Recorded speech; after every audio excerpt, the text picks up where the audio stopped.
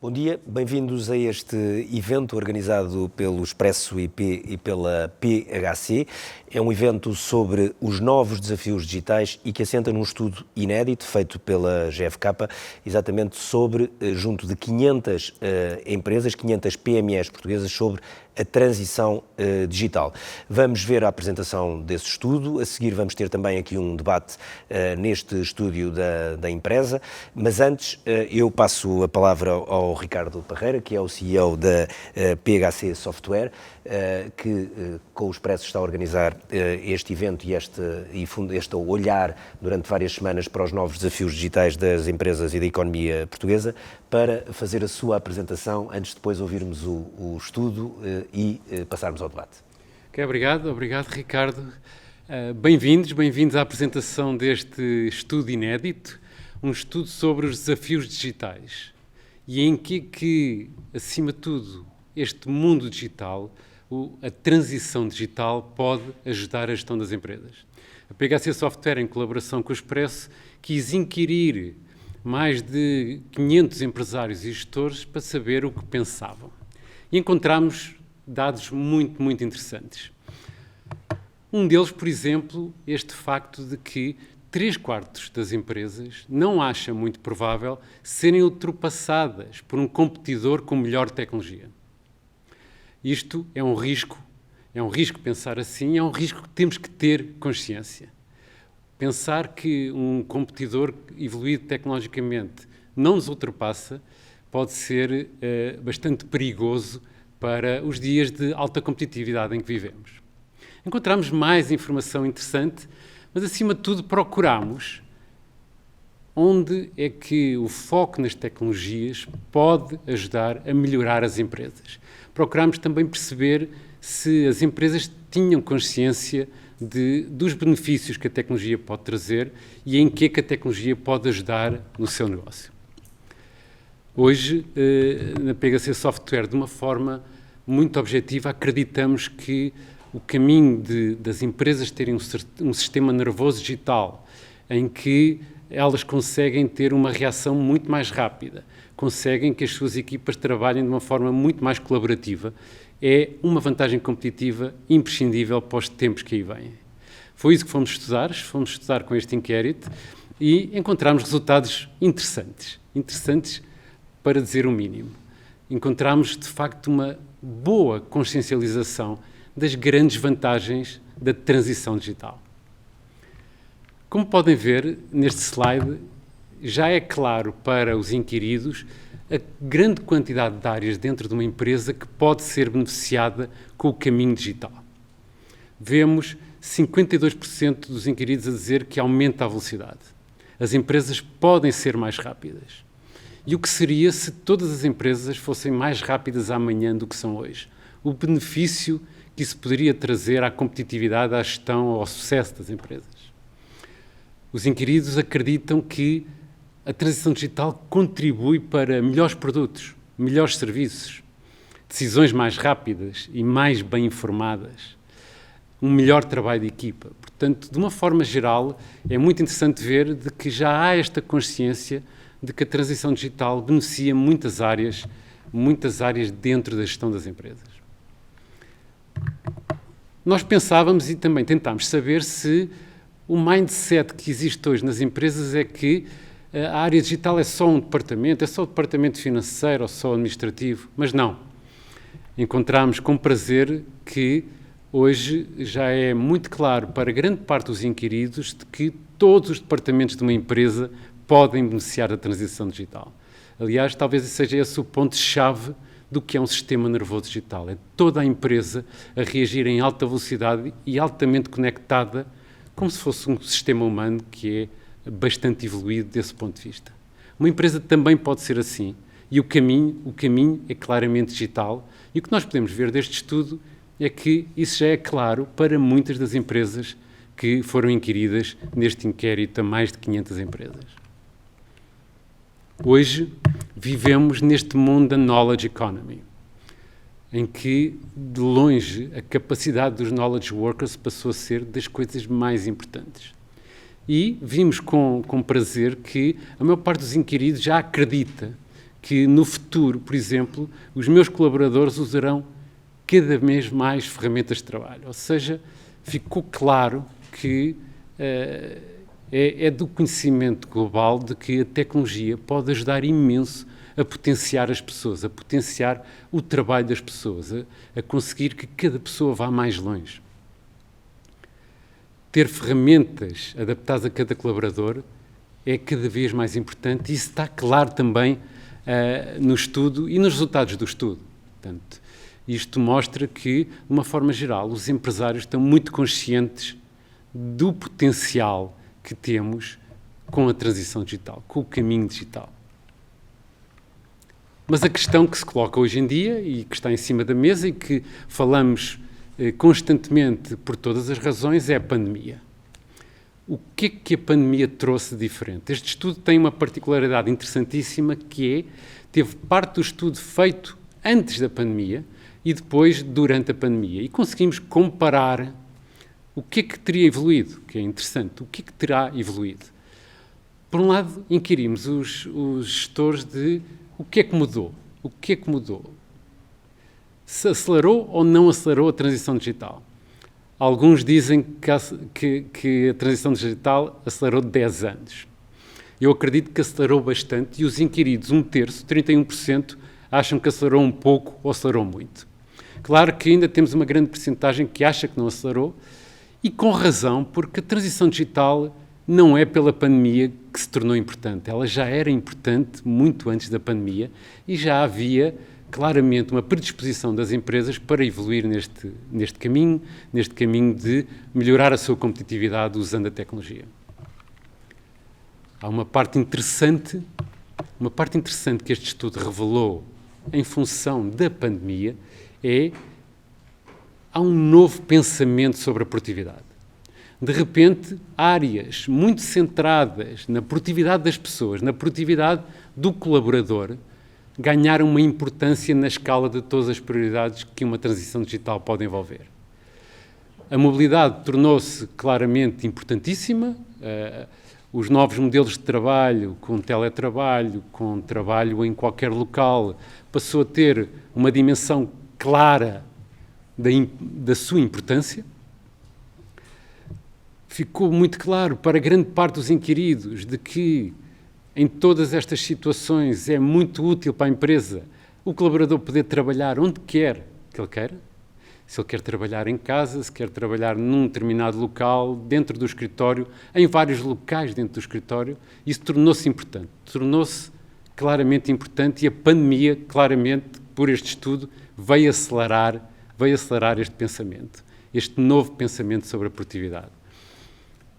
Tecnologias relacionadas com colaboração, tecnologias relacionadas com acesso em qualquer dispositivo, acesso via internet, passaram a ter uma importância que não tinham anteriormente. E isso é muito interessante porque qualquer razão é uma boa razão para tornar as empresas mais competitivas. Já era verdade que estas tecnologias eram importantes, a pandemia veio ajudar imenso a tornar a consciencialização disto muito clara sobre porque que as empresas, investindo neste pensamento da produtividade, podem ganhar imenso no longo prazo e não apenas agora, enquanto estamos em pandemia. Hoje vemos que há uma boa notícia. Há uma boa notícia que vem deste estudo. Aliás, várias boas notícias. Uma delas é grande percentagem das empresas já estão a trabalhar para a sua transição digital. É verdade que algumas ainda estão atrasadas, mas existem outras adiantadas. O bom é que há uma consciência clara, revelada nos resultados deste estudo, de que há oportunidades para todos. Nas empresas atrasadas há grandes oportunidades de automatização de processos, de integração de departamentos, de usar a tecnologia em mais áreas. Mesmo nas empresas que estão atrasadas, há grandes ganhos de produtividade que podem vir só disto. As empresas adiantadas, ou que se dizem já com a transição completa, também têm muitas oportunidades. O estudo revelou um número que é mais curioso, que é 80% destas empresas não vendem online. E nós pensaríamos, não, hoje em dia já todas as empresas podem vender online, como é que 80% das empresas não vendem online? O estudo teve uma amostra relacionada com a distribuição em Portugal dos setores, com 55% no setor de serviços, 20 e poucos por cento no setor do comércio. E às vezes existe este sentimento de que se eu não tenho um produto para vender, por que eu hei de me preocupar com a venda online? Mas isso é um risco que não se pode correr hoje em dia. As empresas de serviços têm tanta necessidade de trabalhar online como as empresas de produto. Esta semana aconteceu-me um exemplo mesmo interessante. De repente, uma empresa começou-me a seguir no Instagram e era uma empresa que vendia um serviço. E o serviço era um brunch em casa, ao fim de semana. E começaram-me a seguir online, eu fui investigar aquilo e, de repente, este domingo tinha um brunch fantástico em casa.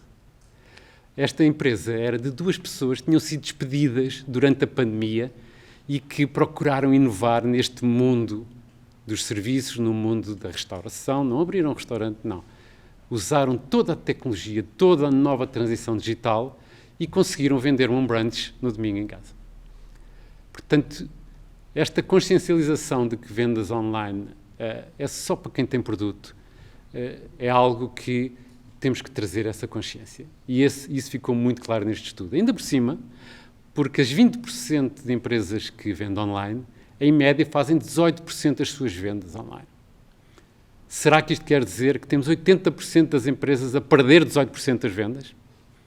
O estudo não revela isso, claro, mas eu diria que há ali oportunidades, há claramente oportunidades para todos, quer estejamos atrasados na transição digital, quer estejamos avançados na transição digital. Há todo um mundo de satisfazer o cliente.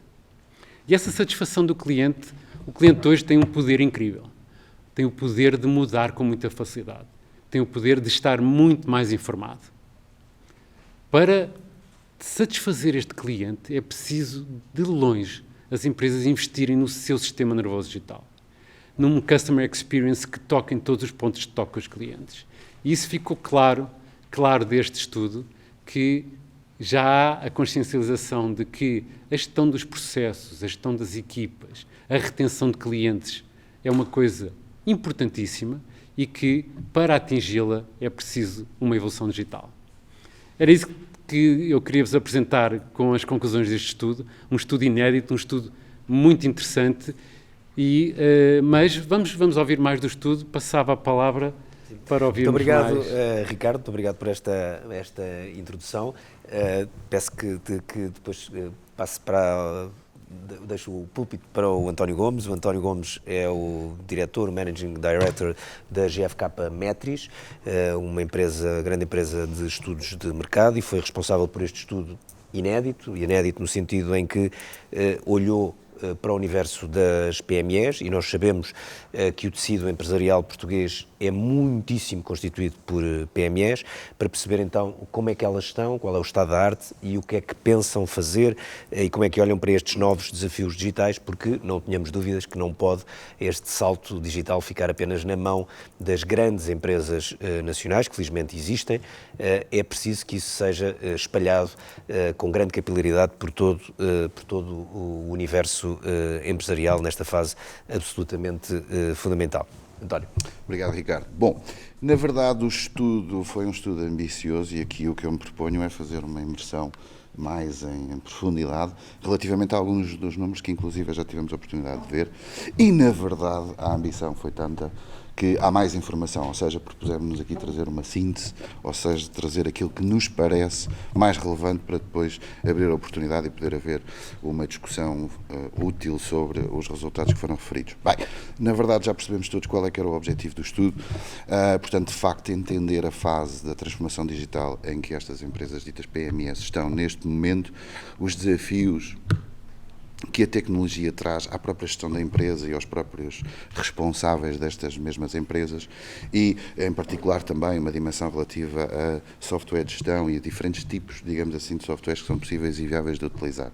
Já foi referido, portanto, foram 504 entrevistas, houve a preocupação de estratificar a amostra em função do peso relativo de cada um dos setores que caracteriza, digamos assim, este universo, e, portanto, já foi dito, 55% das empresas destas PMEs na área dos serviços, 10% da indústria, 24% na área do comércio e, claro, entrevistámos os responsáveis de topo de cada uma destas empresas, com exclusão, já agora ali uma nota, de empresas naturalmente do setor público e também sociedades unipessoais ou em nome individual.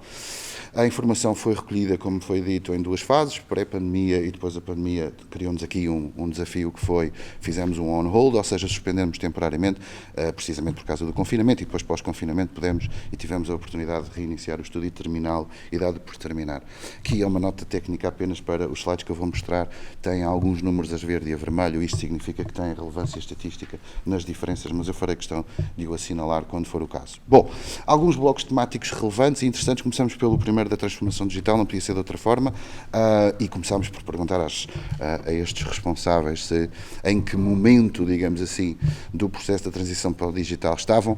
Temos, enfim, muito claro que o universo, 90% destes respondentes nos disseram que deram início ao seu processo de transição.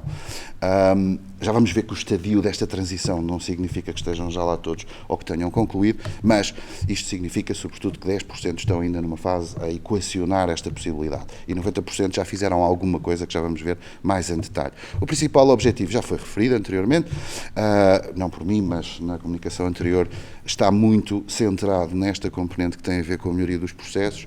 Nós vemos também, com 57%, nós vemos também que há ali uma outra questão que envolve a necessidade de ir ao encontro dos clientes e, por exemplo, potenciar a área comercial, ou seja, identificar a oportunidade da transformação digital, não apenas trazer eficiência interna, mas também poder potenciar o negócio, digamos assim, não como vimos necessariamente numa perspectiva de e-commerce, que já vamos entrar mais em detalhe. E cá está, se fizermos um breakdown daquilo que é a resposta que eles deram, que é nós estamos em fase de implementação da transição para o digital, nós percebemos que esta realidade diferencia-se, já que 6% estão numa fase de planeamento, 5% disseram que estavam a começar no exato momento em que fizemos o inquérito, 50% em fase de desenvolvimento e implementação do mesmo e apenas aqui entre aspas, 1/3, não chegando sequer a 1/3, a dizerem que estão por hora dada como terminada esta fase da transição para o digital. Quanto às implementações que já realizaram ou que planeiam realizar, nós vemos que há aqui um desafio, uma ambição significativa, com percentagens superiores à maioria, ou seja, 50%, muitas com 70%, 80%, envolvem atividades implementadas ou por implementar do tipo automatizar as tarefas administrativas, reforçar a segurança e privacidade dos dados, integração de software em todos os departamentos, melhorar a tomada de decisão com ferramentas de análise, que é uma dimensão também relevante e que já vamos ver mais em detalhe, o uso da tecnologia para a aceleração do desenvolvimento de produtos e serviços e investir em competências digitais por parte das equipas que integram estas PMEs nacionais. Portanto, há aqui uma fase de implementação que envolve, se quisermos, uma ambição que declina em várias dimensões do ponto de vista do impacto que a transição para o digital traz para estas empresas, ou pelo menos na ambição que os seus gestores aportam. Já vimos, e foi feito na apresentação anterior pelo Ricardo, uma referência à questão da pandemia ou do potencial impacto da pandemia. Nós constatamos que, de facto, por estes números, 24 mais 7 são 31, cerca de 1/3 dizem que houve um processo de aceleração, seja um pouco ou muito, que decorreu do facto de estarmos a viver esta fase, e temos o contrário, isto é, sensivelmente 15% a dizer que houve uma desaceleração e foram obrigados a parar. A maioria manteve aquilo que era o planeamento estratégico que tinham definido para o seu desenvolvimento. Podemos, por isto, concluir no trade-off entre aqueles que sofreram uma aceleração e os que tiveram que desacelerar este investimento, que claramente a pandemia teve aqui um efeito, digamos assim, de acelerar ou pelo menos manter e não impedir esta transformação para o digital. Uma dimensão relevante, muito falada, até não apenas em sede, obviamente, das atividades empresariais, mas também, se quisermos, socialmente, muitas pessoas a comentarem este tema que tem a ver com o teletrabalho e com a questão da mobilidade das equipas, e claramente todos estes empresários a dizerem-nos que consideram que esta é uma tendência da era digital, 89%, 90%, e em termos de concordância com o conjunto de afirmações que lhes apresentámos, nós vemos que 2/3 dizem já, inequivocamente, as pessoas devem ter acesso às ferramentas para trabalhar onde for mais conveniente. Ou seja, a assunção clara de que o teletrabalho não forçosamente veio para vingar, mas tem que ser visto como uma alternativa e veremos o que é que o futuro nos oferece nessa perspectiva. Se repararem, apenas 15, entre aspas, dizem as pessoas têm que trabalhar na sua secretária. Portanto, há claramente aqui um desequilíbrio muito significativo em prol daquilo que é a mobilidade das equipas e que claramente é uma tendência que terá que ser necessariamente suportada numa transformação digital que estas PMEs terão que realizar. Quanto à componente da inovação tecnológica, procurámos também, junto deles, entender quais é que eles entendiam como sendo os principais benefícios para a inovação, que a inovação pode trazer à sua empresa. Já tínhamos visto, a questão dos processos é claramente, velocidade de processos / eficiência associada é claramente um dos principais benefícios identificados. Há, como disse também anteriormente, uma dimensão do ponto de vista comercial que é valorizada, ou seja, a possibilidade de melhorar os produtos e serviços. Há uma parte ainda de controle financeiro que também tem relevância. Em relação aos departamentos que consideram que haverá maior impacto do ponto de vista da transformação tecnológica, percebemos que tudo o que envolve operação e produção com 31% das respostas, vendas e receitas com 27%, controle de gestão 19%, marketing e comunicação, apoio ao cliente, recursos humanos com percentagens significativas. Aqui eles tinham que nomear o que seria mais afetado. Não obstante, constatamos que há alguma transversalidade, inclusive nos departamentos onde entendem que haverá um maior impacto decorrente da transformação tecnológica. Aqui, um gráfico podia demorar a ser explicado, mas eu vou propô-lo, interpretá-lo de uma maneira mais simples, que tem a ver com, para cada uma destas áreas, vou pedir que classifique o nível de investimento que a sua empresa já realizou. Estas áreas passam por software de gestão, software de controle financeiro, CRM, software de suporte ao cliente, software de produtividade no local e, finalmente, e-commerce. E nós, como podem ver no gráfico, estamos a falar de elevado, médio, baixo ou sem investimento. E o que nós constatamos muito rapidamente, se olharmos para a perspectiva de não investir, é de facto aquilo que mais destaca tem a ver com o e-commerce, onde 45% destas pessoas assumiram claramente que não estão a realizar nenhum tipo de investimento nesta área, mas se acrescentarmos os 23% que dizem que o investimento é baixo, chegamos muito facilmente aos tais 80% que há pouco foram referidos, em que as empresas de PME não estão ainda neste território do e-commerce e a explorá-lo.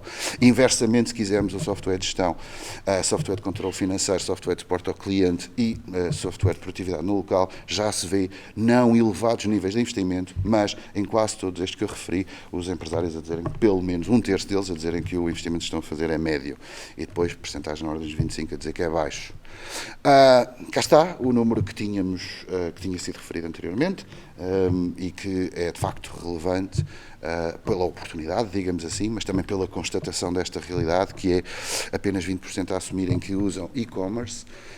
Aqueles que dizem que o fazem, ou seja, que já têm e-commerce, admitem que foi feito este switch, ou pelo menos considerar este canal, foi feito há 5 ou mais meses, ou seja, anterior ao momento em que se deu a pandemia. Temos ali 3% a dizerem que foi há menos de 5 meses, o que significa que, naturalmente, a pandemia teve um peso no desencadear, digamos assim, da reflexão e da consequente implementação de uma alternativa em sede de pandemia. O peso do e-commerce, também já tínhamos visto, tinha sido referido anteriormente, vale sensivelmente 18% do total das vendas na faturação das empresas, destes empresários.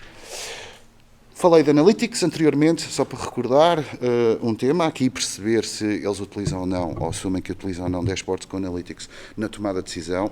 É aqui também uma oportunidade e uma questão relevante. Estamos a falar de 27% a dizerem que o faz, portanto podemos ver ao contrário e ver todos os outros que não estão a fazê-lo e quanto isso pode contribuir, digamos assim, para a sua melhoria do ponto de vista de gestão, até porque não surpreende, ou a mim não me surpreendeu, que quando falamos da importância ou da influência que estes dashboards analíticos podem ter na gestão da sua própria empresa, nós com facilidade no gráfico do lado direito vemos que 43% respondem que tem muita influência, quase muita influência. Ou seja, inequivocamente quem o faz e quem o usa retira dali um benefício e identifica este peso, digamos assim. A oportunidade poderá estar, oportunidade no sentido de levar os empresários a pensar é na percentagem baixa daqueles que o fazem hoje.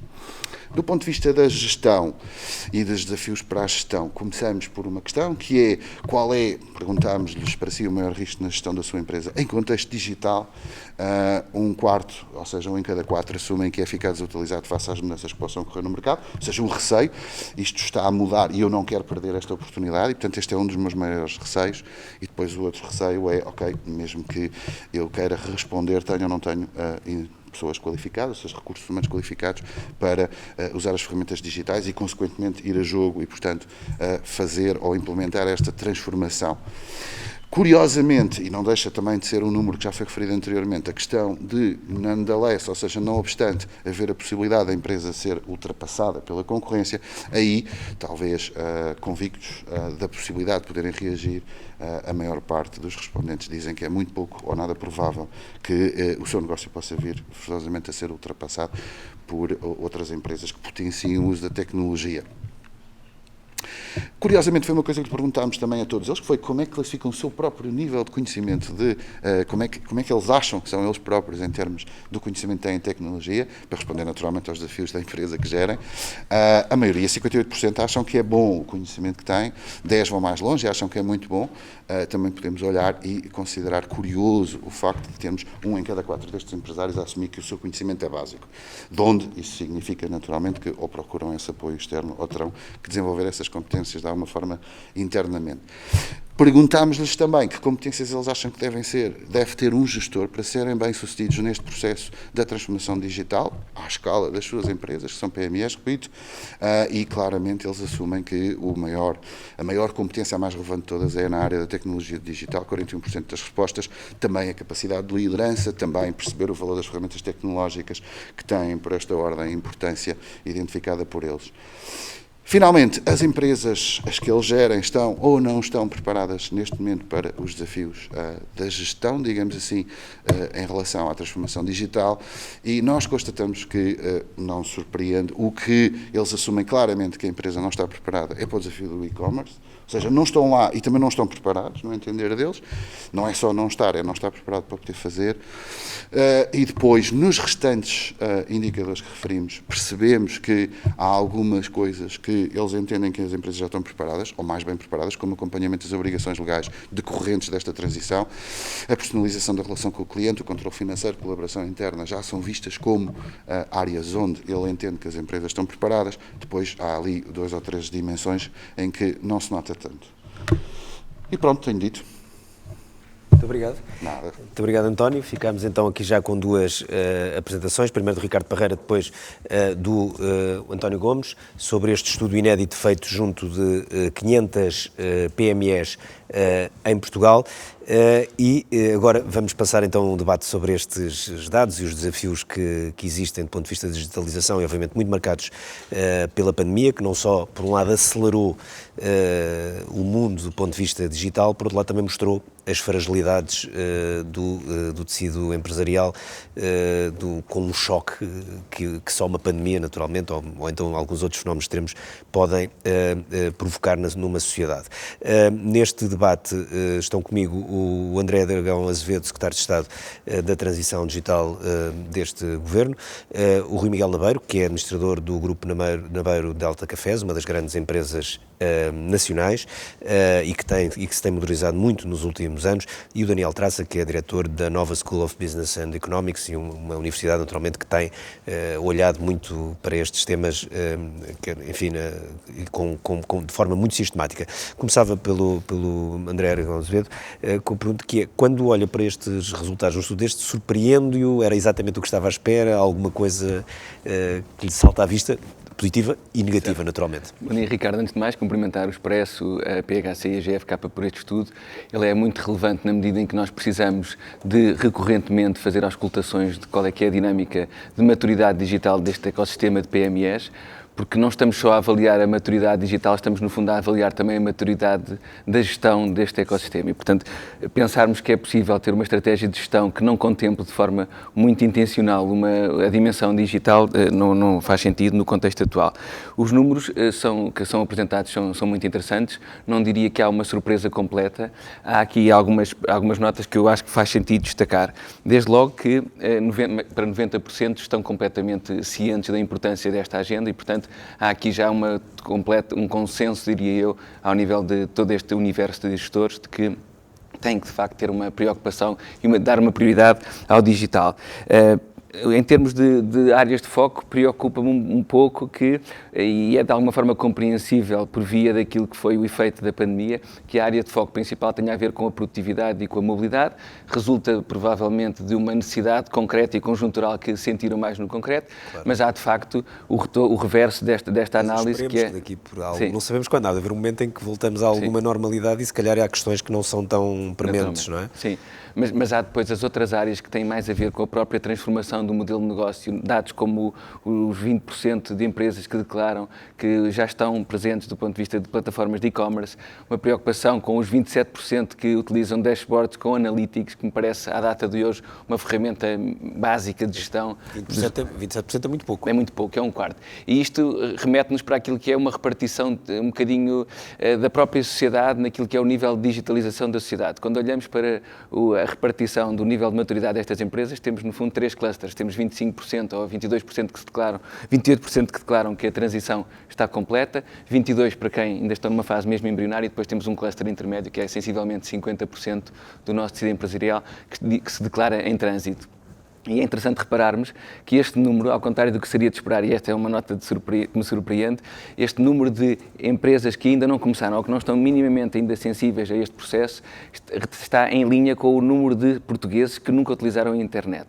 E, portanto, o nível de infoexclusão também está aqui mimetizado da nossa população, e que compara mal com a União Europeia, está aqui mimetizado também ao nível da gestão das nossas empresas.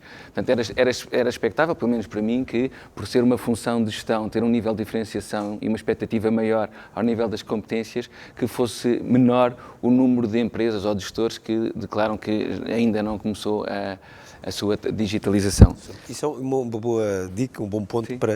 E depois já volto ao André, para perguntar ao Rui Miguel Nabeiro, que é, enfim, a Delta é uma empresa que os portugueses conhecem há décadas, e podia ser daquelas empresas que não é a primeira coisa que uma pessoa se pensa em digital, não é? Beber café e distribuição de café, e vocês obviamente hoje também já estão noutras áreas, mas é daquelas ideias, se calhar uma daquelas empresas que uma pessoa olharia de fora e diz, bem, estes se calhar podem viver mais 10, 20, 30, 40 anos, sem grande necessidade de digitalização, mas isso não é verdade, não? Absolutamente, quer dizer, não há hipótese nenhuma de não termos a digitalização dentro daquilo que é o core do nosso negócio. Eu penso Porquê? que hoje... Porque quando uma pessoa pensa café, distribuição de café... Sim, porque nós vimos aqui que a maioria dos inquiridos acaba por concordar que, do ponto de vista das operações, é importante que exista digitalização. E para nós ela tem acontecido. Sim. O nível de eficiência que nós tiramos hoje de ter processos digitalizados é enorme. Não. E dou-lhe um exemplo muito simples. Antes de termos um processo digitalizado, nós recebemos, por exemplo, numa zona aqui como Lisboa, sei lá, 500 encomendas que vamos ter que entregar no dia seguinte, e temos 8 carrinhas que têm que fazer essas entregas. Antigamente, nós fazíamos matemática à caneta para saber quantos quilos é que colocamos em cada carrinha e qual é a rota que essa carrinha vai fazer. Com a digitalização e tendo estes processos absolutamente digitais, o que conseguimos hoje é que há um software que diz vai colocar estes produtos nesta carrinha e esta carrinha vai fazer esta rota e entregar aos clientes. Portanto, ganhamos imensa eficiência, qualidade de trabalho também para as pessoas, mesmo para o operador não anda de forma errática a entregar durante o dia. Tiveram resistências internas, ou seja, porque há muitas pessoas que estavam habituadas, e isso é em todas as empresas, como na empresa onde eu trabalho. Resistência no sentido, mas eu distribuo há 20 anos que eu faço isto sem precisar de um software e nunca cheguei atrasado e consegui fazer tudo.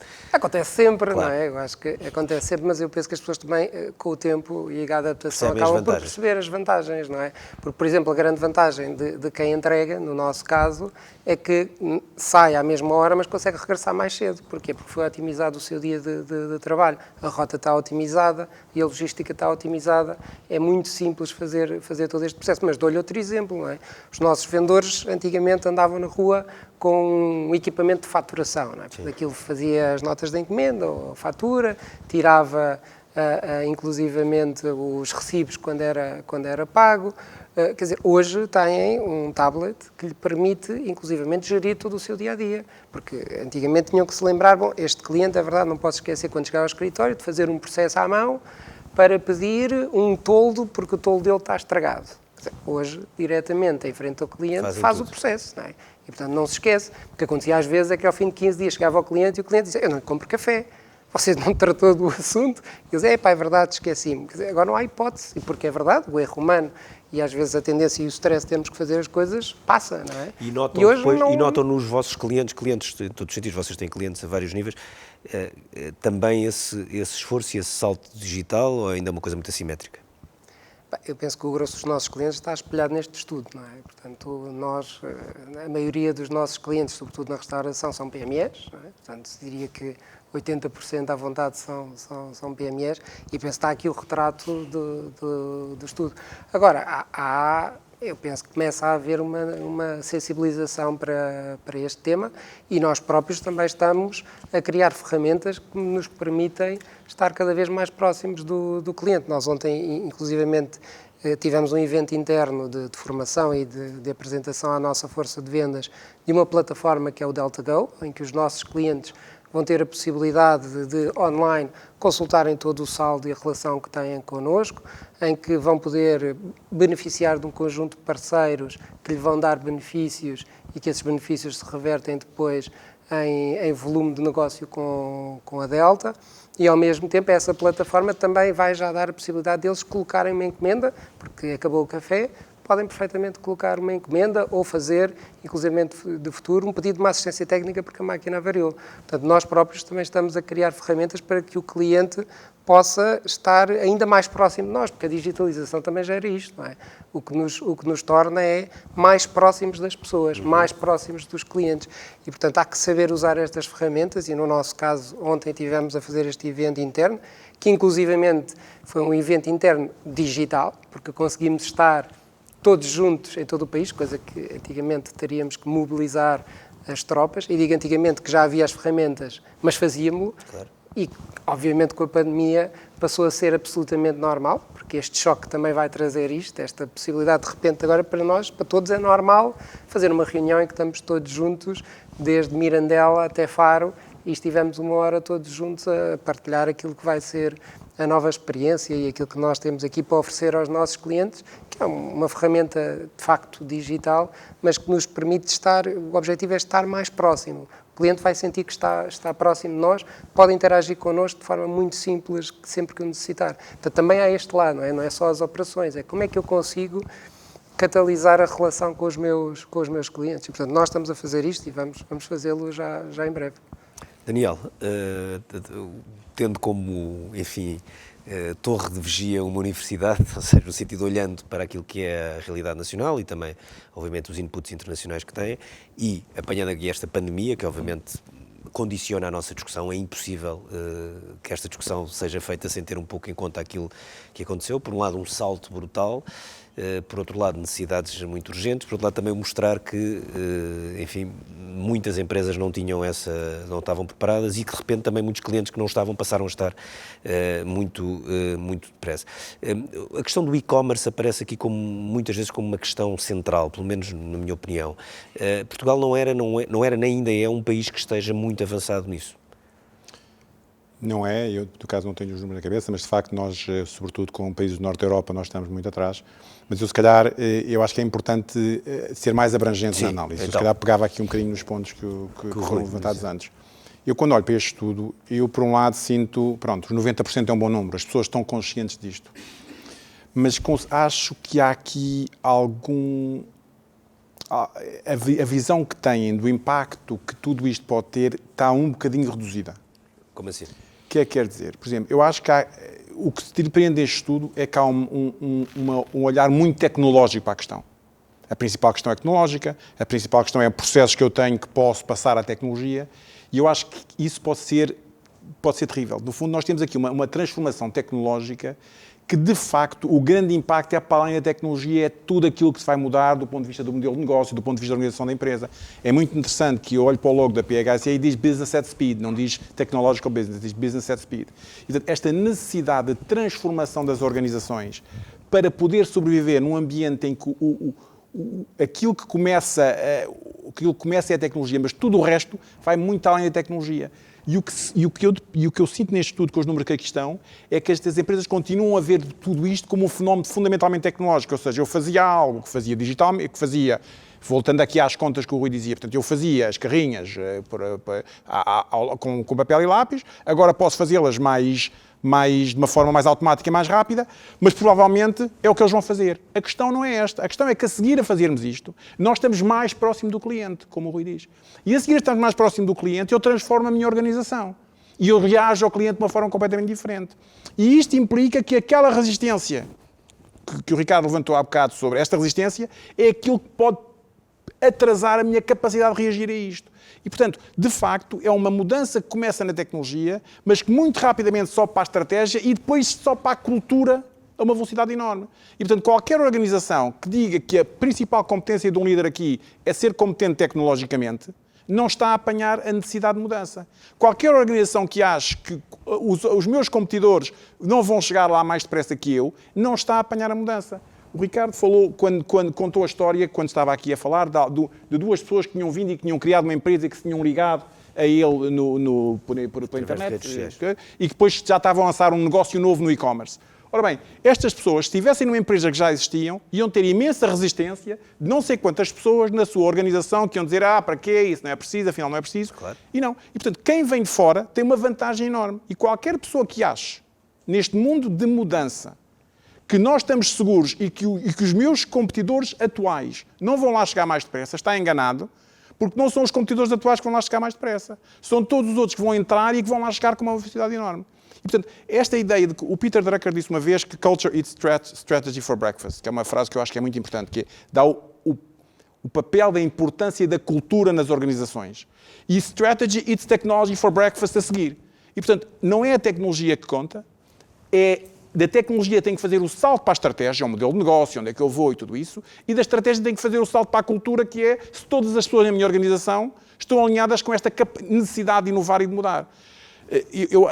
A pergunta que foi levantada aqui ao Rui é interessante sobre os processos, mas eu sei que a Delta, uma das principais transformações que está a fazer é na cultura da sua organização para que cada pessoa seja capaz de estar mais próximo, mais capacidade de inovar, mais capaz de aceitar a mudança.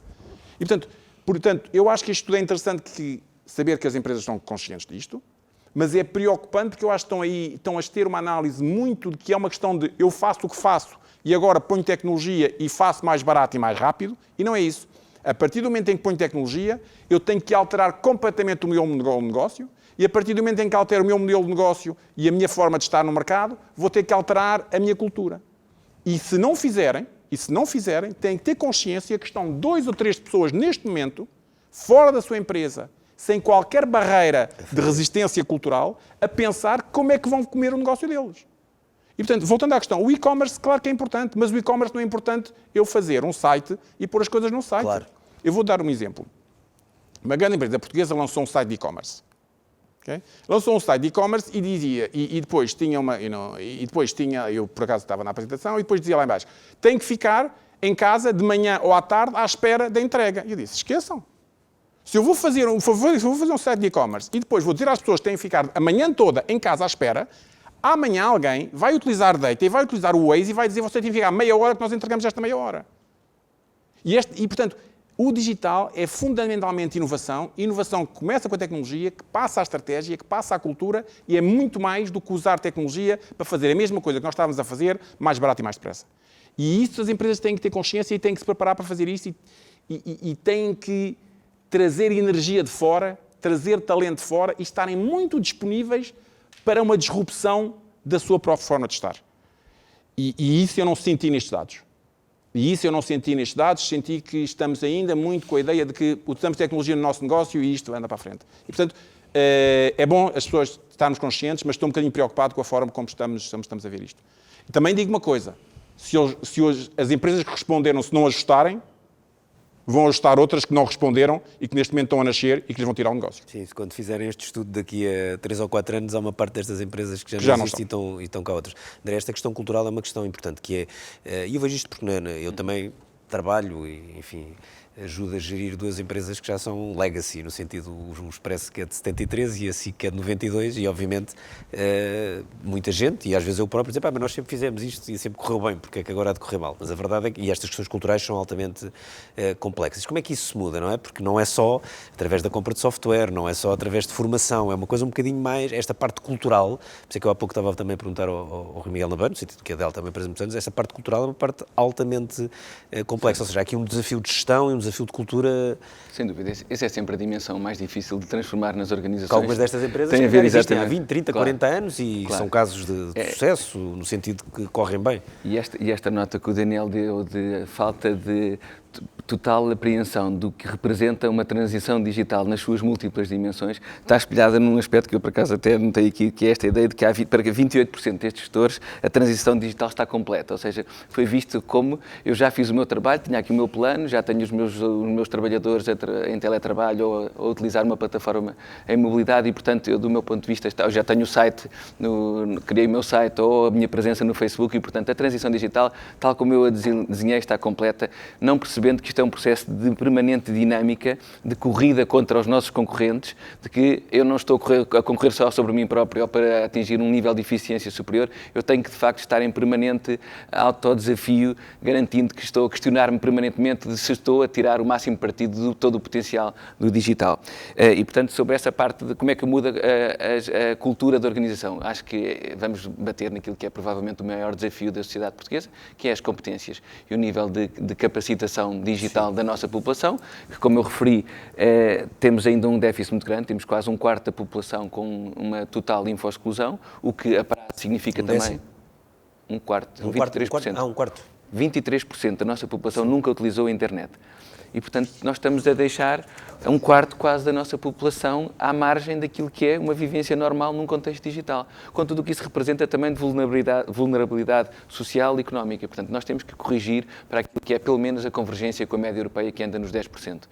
Isso é um esforço que temos de fazer. Agora nós sabemos que esse tipo de mudanças depois vai ter que ser feito muito pelas gerações mais novas e etc, não? Porque... Sim. Aí também o que se percebe quando fazemos o zoom in ou uma análise mais fina daquilo que são os dados por coortes etárias, vemos que há dois Portugais, há um até aos 45 anos, geração pós-25 de Abril. Eu já estou nos 52, portanto... Mas pronto, mas não é... Já me estou a sentir agora de Mas excluir. há uma população pós-25 de Abril que está completamente alinhada com aquilo que são os dados estatísticos em linha com a União Europeia e em alguns casos até acima, e depois temos uma população com mais de 45 anos em que a ruptura e o decréscimo é abrupto em termos de competências digitais. E, portanto, o esforço tem que ser sobretudo nessas faixas etárias, mas temos que trabalhar em todas elas. Por isso temos que ter estratégias de capacitação que começa na escola, com uma escola muito mais digital, muito mais alinhada com aquilo que é o contexto que hoje sabemos que é o contexto profissional. Temos o desafio da requalificação profissional com programas de upskill e de reskill da população que nos garanta que conseguimos minimizar o impacto da automação no mercado de trabalho, sabendo nós que o patamar de partida da nossa população ativa é, do ponto de vista genérico, inferior à média europeia, porque somos menos diferenciados, somos menos capazes de incorporar valor e, portanto, temos que capacitar a população para conseguir, de facto, ter um nível de incorporação de valor nos seus processos de trabalho superior. Portanto, este é um desígnio nacional e temos que trabalhar nestas múltiplas dimensões. E depois temos que trabalhar naquilo que eu chamo a terceira componente do ciclo de vida, portanto, escola, população ativa e depois a população info-excluída, os tais 23%, que temos que garantir que estão dentro do sistema, porque senão estamos a deixá-los para trás e não pode ser. Miguel Nabeiro, a questão das competências, ou seja, eu presumo que para fazerem a vossa transformação digital não mandaram as pessoas todas embora e contrataram todas novas. Isso não existe, não é? Ou muito seja, menos da Delta. Sim, muito menos da Delta, que é uma empresa, é por isso que eu estava a perguntar, porque a Delta é uma empresa conhecida por ter exatamente um impacto social muito positivo e que já o fazia há décadas, quando ainda a expressão impacto social nem sequer existia, nem era usada muito em termos sociais, muito menos na gestão. Portanto, como é que se faz essa transição? Como é que se consegue capacitar, enfim, uma força de trabalho que é seguramente muito em primeiro lugar, ela não se faz de um dia para o outro, não é? Portanto, isto são processos que levam o seu tempo, tirando, obviamente, a pandemia, que foi um choque, não é? E, portanto, tudo o que é choques obriga-nos, de repente, a ter que o fazer. Quer dizer, nós, reuniões destas como a que fizemos antes, não fazíamos tanto. O que fizemos ontem não fazíamos antes, não é? E isto foi o quê? De facto, este choque obrigou-nos a todos a saber usar melhor estas ferramentas. Sim, foi inevitável. Eu há 2 anos estava com um grupo de trabalho dentro do Expresso e da SIC, em que tentei que as reuniões que o trabalho fosse gerido em Microsoft Teams, e eram tudo pessoas até bastante avançadas, e lá à segunda reunião já não havia Microsoft Teams, agora de repente, com o choque toda a empresa passou a trabalhar em Microsoft Teams, e toda a gente já tinha aquilo no computador e ninguém usava praticamente para nada. Quer dizer, no nosso caso isto tem sido feito sempre de uma forma bastante natural. Portanto, as ferramentas vão aparecendo, as pessoas têm que as começar a usar, há formação, há acompanhamento e de facto há uma cultura, enfim, que vem top-down, portanto, não é uma coisa que um consultor, com todo o respeito para os consultores, vai vender e vamos ter que implementar. Se não houver vontade da gestão de topo, de que as coisas funcionem dessa maneira, as coisas não vão acontecer, não é? Porque eu por acaso também fiquei surpreendido numa parte deste estudo que dizia que a maior competência do gestor para a transformação digital acham que é ter conhecimentos no digital. Eu discordo em absoluto, quer dizer, eu sinceramente discordo porque acho que o que tem é que ter vontade para que as coisas aconteçam, e isso é liderança, não é? Portanto, perceber, que é importante ter um conjunto de competências na sua empresa, 2, perceber, se não sei, tenho que me rodear de gente que saiba, não é? Portanto, não tenho eu que ser especialista, eu não sou especialista em informática, não faço programação, mas percebo que é importante ter um conjunto de softwares e não sou especialista, e portanto rodeio-me de pessoas que percebem e que me ajudam. Portanto, para mim a maior competência e mais importante é liderança e percebermos que de facto o caminho que temos é este e é por aqui que vamos. E essa liderança, porque normalmente se vem de cima para baixo, é que as pessoas acabam por ir fazendo, não é? Percebem? Quer dizer, vou bater contra uma parede, no limite depois desisto, não é? E isto depois torna-se em cultura, não é? Porque se as pessoas percebem que é por ali que têm que ir, acabam por ir. Portanto, no nosso caso, como sempre funcionou assim, diria eu, que as decisões foram tomadas e o comboio começou em movimento, graças a Deus a maioria saltou para o comboio, alguns que não saltam para o comboio, mas o comboio vai em movimento, não é?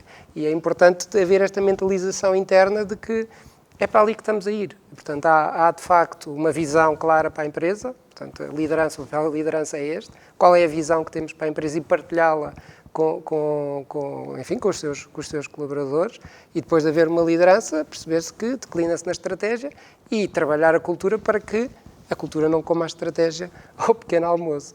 Mas as coisas têm que ser feitas com naturalidade, mas também têm que ser feitas com tempo. Portanto, isto não há muitos choques Covid que nos ajudem a fazer a mudança. E, portanto, este caminho acontece com muita naturalidade. Essa questão do tempo é importante porque, Daniel, quando olhamos para a história, eu não sou de economia, mas é um tema que gosto muito de história, vemos que já houve vários choques, enfim, ao longo da humanidade, e agora falando mesmo só desde o século XIX, se quisermos, mas eram todos choques relativamente mais lentos.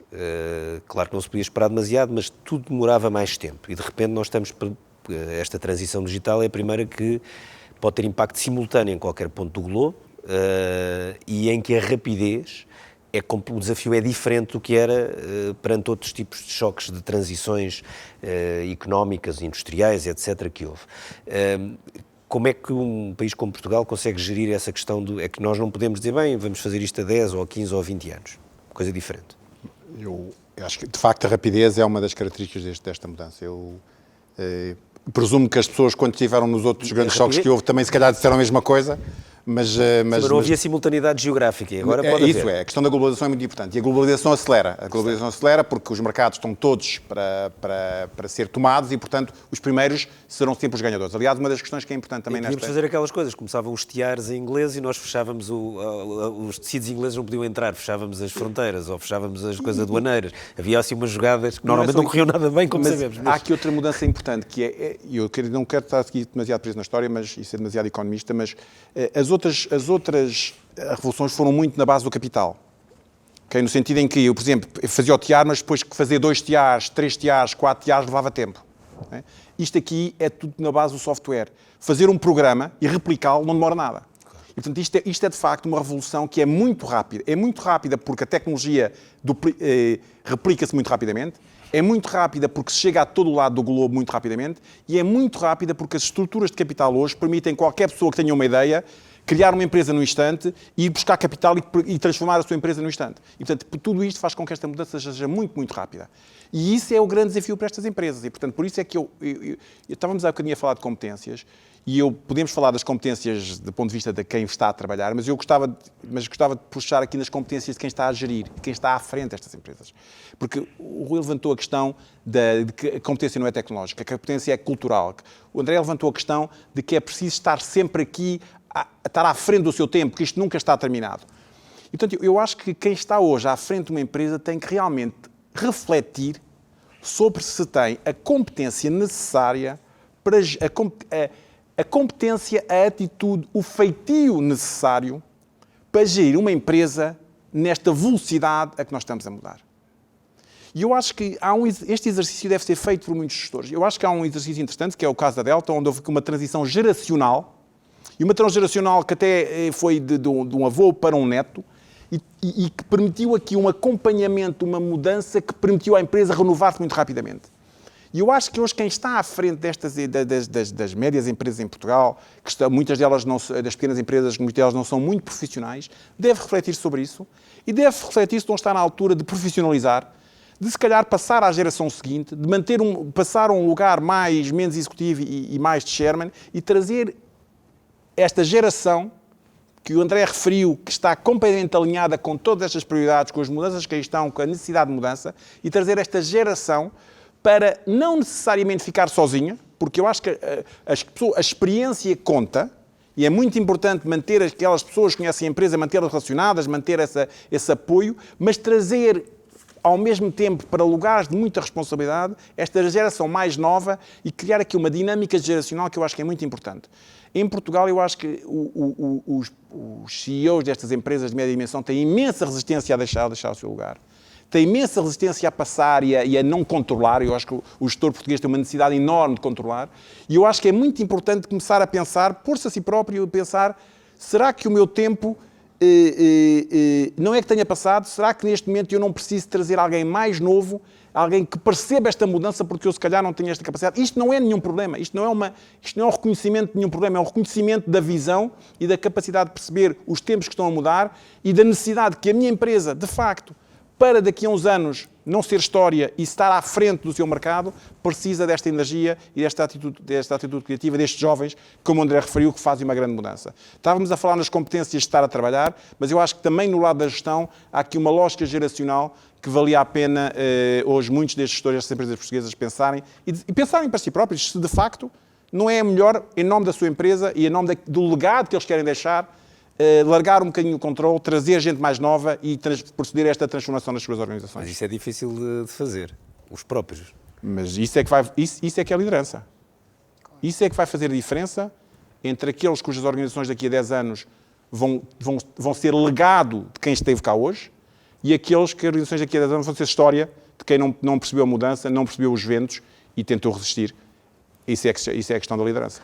Estamos quase a chegar ao fim do nosso debate. Perguntava-lhe uma coisa, quer dizer, agora por causa da bazuca europeia, o nome que ficou conhecido, veremos como é que é a bazuca, a que velocidade é que chega, mas uma das questões, mais fundamentais nesse pacote é a questão da transição digital, depois há as outras transições ecológicas, etc., mas a transição digital.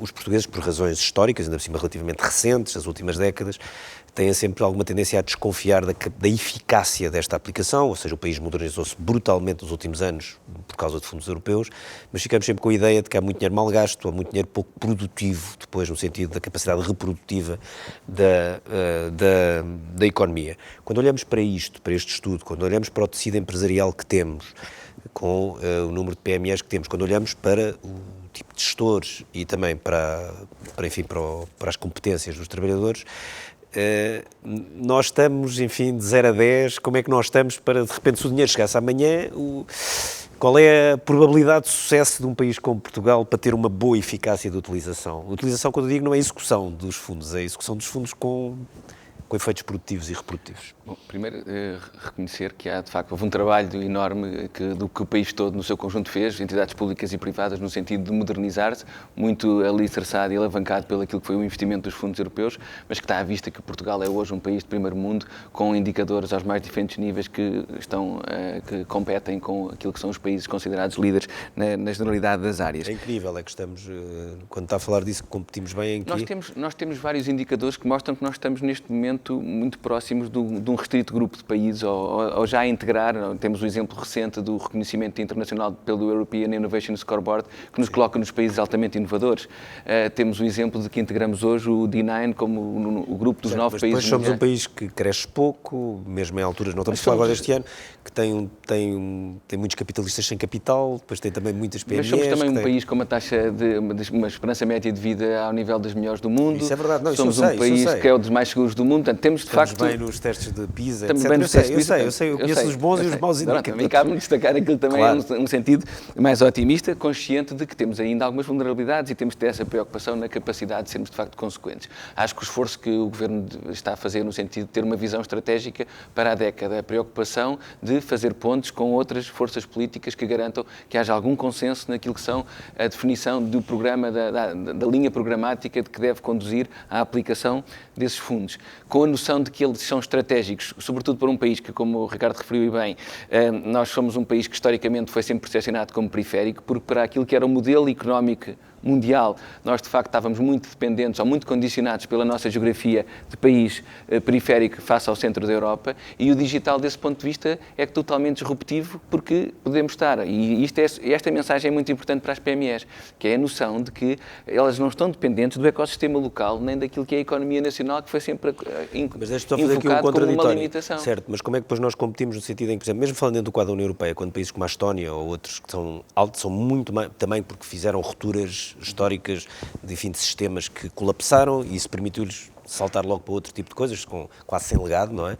E com o Estado Social que praticamente não existia, e de repente são muito avançados, porque hoje em dia uma operação financeira que apareça pode criar uma licença bancária na Estónia, ter uma sede em Londres, etc. Portanto, isto hoje é tudo, que é uma coisa que não, muitas das coisas que nós usamos, depois quando vemos aquilo tem sede a algures O exemplo da Estónia é paradigmático, das boas razões, pelo aquilo que foi a capacidade de se tornarem visíveis e relevantes à escala mundial, são hoje apontados, temos de ter a noção da escala deles, eles são 300 mil, aquilo não é um país, é um piloto. É um piloto. Exato. Além disso, a escala deles é de um piloto, não é sequer, é uma cidade pequena ao nível europeu. Segundo, deixe-me partilhar consigo uma história que aconteceu recentemente, exatamente com a Estónia, e que mostra a sua eficácia do ponto de vista comunicacional, para se tornarem relevantes, mas que tem por trás, quando a gente vai estudar mais a fundo, e fizemos este trabalho de casa de perceber em que medida é que, de facto, aquilo corresponde à substância e à realidade, tem a ver com o cartão de cidadão. Eu recebi há cerca de 15 dias uma newsletter do governo da Estónia que dava conta do seu novo cartão de cidadão de nova geração.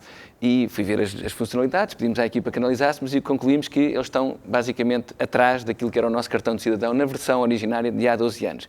E, entretanto, por coincidência, reuni com o presidente da Casa da Moeda Portuguesa e estava-lhe a dar nota disso, a dizer que provavelmente do ponto de vista de comunicação tínhamos que ser mais eficazes, porque eles estavam hoje a divulgar uma coisa como state of the art que era pior do que nós tínhamos há 12 anos, e ele diz-me, então vai ficar surpreendido com outro aspecto, é que o novo cartão de nova geração da Estónia é produzido em Portugal na Casa da Moeda. Portanto, há aqui de facto uma dimensão que nós temos que perceber que, claro, do ponto de vista de comunicação e de percepção internacional, há um trabalho de casa a fazer e temos que nos focar nisso, daí a necessidade de um plano, de uma marca Portugal Digital e de uma forma de nos posicionarmos tem que ser diferente do que temos feito até aqui, porque temos de facto já um legado e um trabalho de casa que nos coloca muito bem posicionados desse ponto de vista, e os indicadores mostram isso.